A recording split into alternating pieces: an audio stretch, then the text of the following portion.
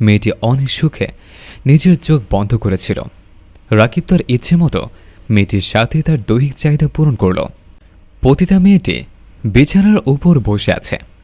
রাকিব তার ঘরে ঢুকে তার পাশে গিয়ে বসে। তখন মেয়েটি বলল, অনেক সুন্দর তো তুই, আমার ঘরের প্রথম নাকি? রাকিব বলল, হ্যাঁ, আজকে প্রথম আসলাম। ঠিক আছে, আয়, তোর যতক্ষণ মন চায় আমার সাথে কর। এই বলে মেয়েটি রাকিবকে কাছে টেনে নিল। তারপর রাকিব মেয়েটির সাথে দৈহিক চাহিদা পূরণ করার জন্য প্রস্তুত হল। তারা একজন আরেকজনের সুখ ভাগাভাগি করতে ব্যস্ত হয়ে গেল। মেয়েটি অনেক সুখে নিজের চোখ বন্ধ করেছিল। রাকিব তার ইচ্ছে মতো মেয়েটির সাথে তার দৈহিক চাহিদা পূরণ করল। কাজ শেষ হওয়ার পর রাকিব বিছানা থেকে উঠে দাঁড়ালো। তখন মেয়েটি বলল, তুই তো অনেক ভালো পারিস, তোর মতো পুরুষ আমি অনেক কম দেখেছি। ছেলেটি তখন বলল, তুই বললে এখন আমি আরও একবার করতে পারি। আরে আর লাগবে না, এখন আমার পেমেন্ট দে, আর তুই যা, আমার আরেক কাস্টমার এসে মনে হয় দাঁড়িয়ে আছে। রাকিব তখন মানিব্যাগ থেকে কিছু টাকা বের করে মেয়েটির হাতে দিল। মেয়েটি টাকা হাতে নিয়ে বলল, এত কম কেন? রাকিব তখন বলল, যেটা দিয়েছি এটা নিয়ে খুশি থাক।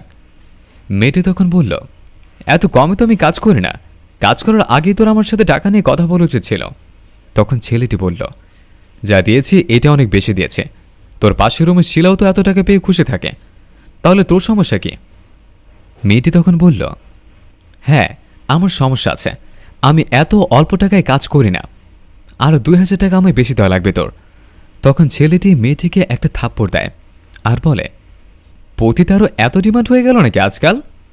পতিতা পতিতার মতোই থাকবে, হাতে যা দিব সেটা নিয়ে খুশি থাকবে। মাত্র আধা ঘন্টার জন্য এত ডিমান্ড তোর? কেমন আছে তোর শরীরের ভেতর যে তোর ডিমান্ড এত?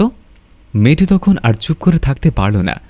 সে রাকিবের কলার ধরে বলল, হারামজাদা, আমার টাকা দে। তোরা কি ভেবেছিস আমরা শুধু ভোগের পাত্রে আসবে আর শরীরের চাইতে মিটিয়ে যা পারিস তাই ধরে দিয়ে চলে যাবে? এটা তো আর হবে না রে।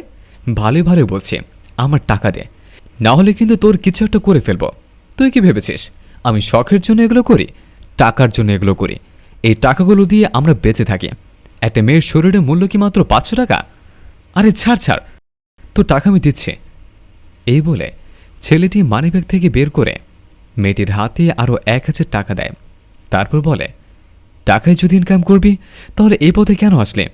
পড়ালেখা করে চাকরি বাকরি করলেও তো পারতিস, পতিতা হওয়ার দরকার কী ছিল?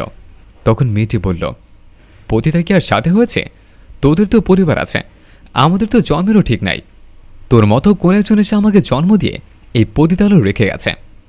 তোদের তো সমাজ আছে, পরিবার আছে, আমাদের তো সমাজেও নাই, কিচ্ছু নাই, তাই আমি পতিতা হয়েছে। আর পেট তো ক্ষুধা মানে না, তাই বাধ্য হয়ে এগুলো করি।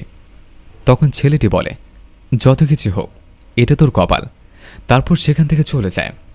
মেয়েটি তখন বিছানায় বসে আর ভাবতে থাকে, পতিতারাও তো মানুষ, বেঁচে থাকার জন্য তারা এই কাজ বেছে নিয়েছে। সামান্য টাকার জন্য নিজেকে শরীর বিলিয়ে দিয়ে তারা জীবন সংগ্রাম করে। আর তাদের প্রতি এত অবহেলা কেন? তার আছে বলেই তো সমাজে ধর্ষণ কম হয়, না হলে পথে ঘাটে ধর্ষণ হতো।